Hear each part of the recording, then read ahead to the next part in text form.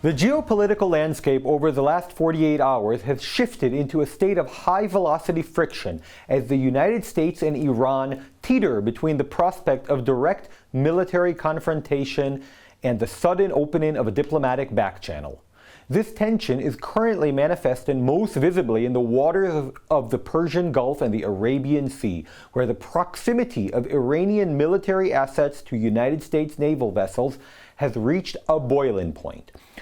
Specifically, within the last 2 days, the United States Navy has had to deal with persistent surveillance and aggressive posturing from Iranian-manufactured drones. These unmanned aerial vehicles, primarily of the Shahad and Mohajir classes, have been launched from coastal bases to shadow American carrier strike groups. The most alarming of these encounters occurred when a Shahad drone began a descent profile towards the USS Abraham Lincoln, forcing the deployment of a carrier-based fighter to neutralize the craft, and since then there were about 2 or 3 more. While Iran has frequently used drones for harassment missions in the past, the current intensity is different.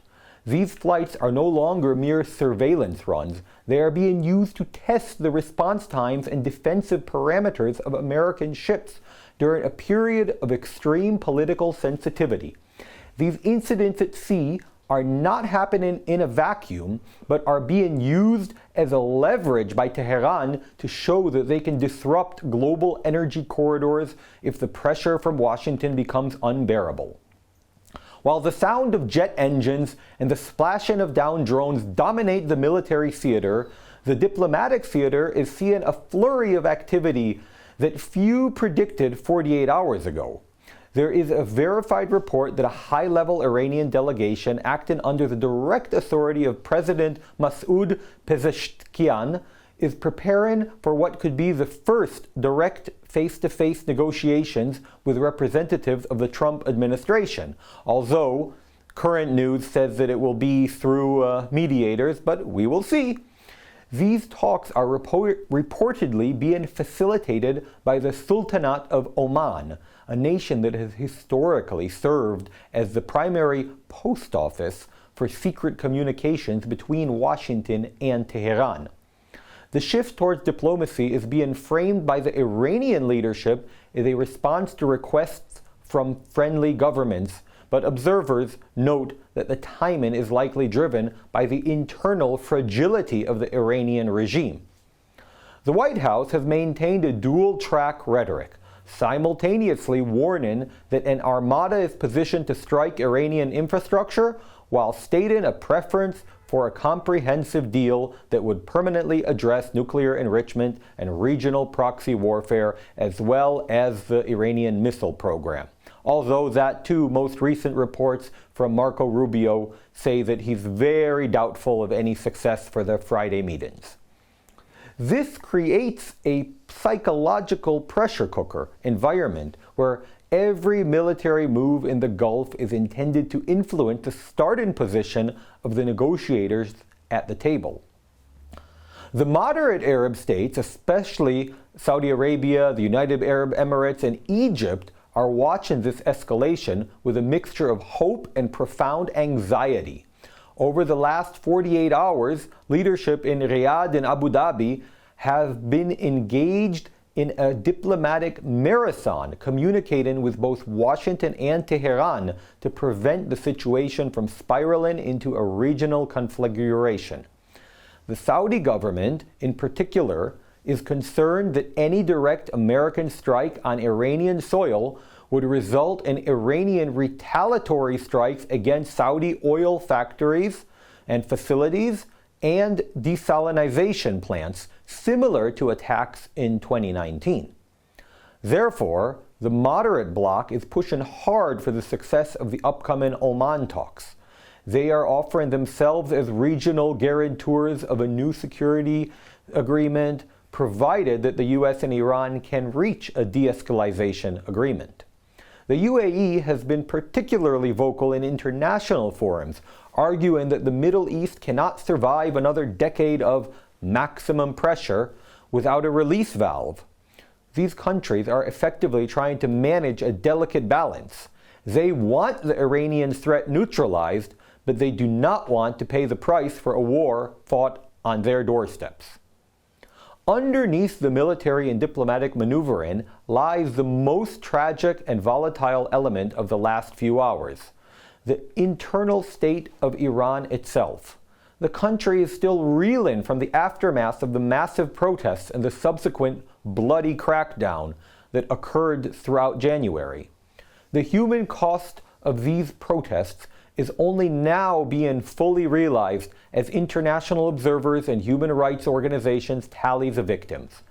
The Iranian government continues to maintain a narrative that the casualties were limited and those killed were primary security forces or foreign-backed insurgents. However, the data emerging from hospital records and funeral homes reports tells a much darker story. The discrepancy in the death toll is staggering. While the official state media suggests a few thousand deaths, independent trackers and leaked documents from within the Iranian Interior Ministry suggest that the number of citizens killed by the IRGC and Basij forces is in the tens of thousands. The scale of violence has left the Iranian population in a state of traumatized silence, but it has also stripped the regime of any remaining domestic legitimacy.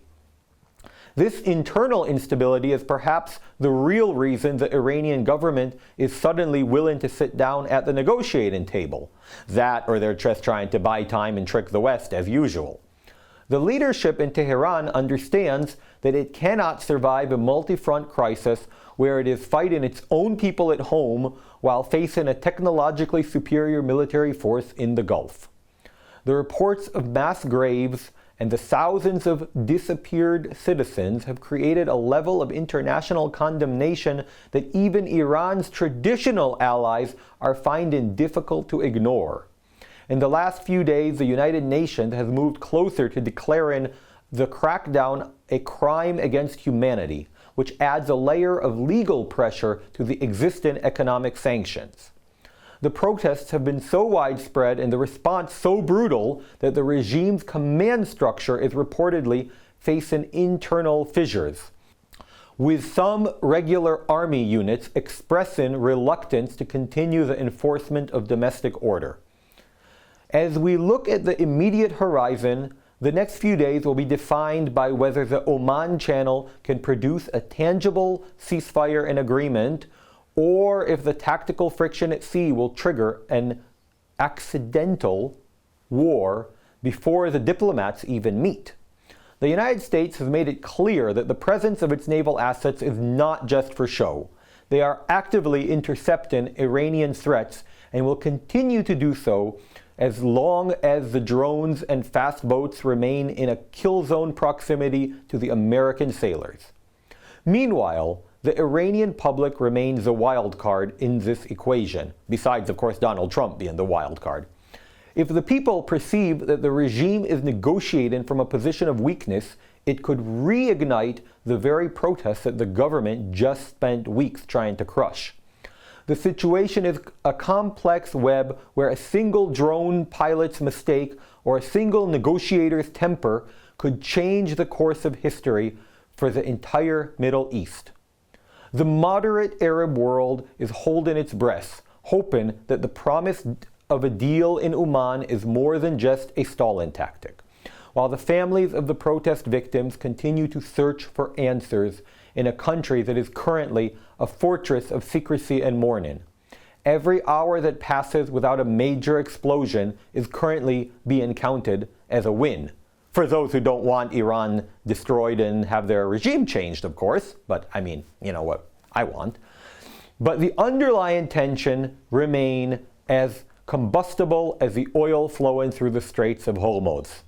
Thank you for joining us. I will be flying to Finland when you get this, but don't worry, I'm not disappearing and you'll get more from me.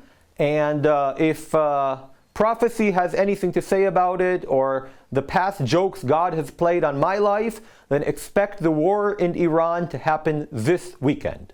God bless.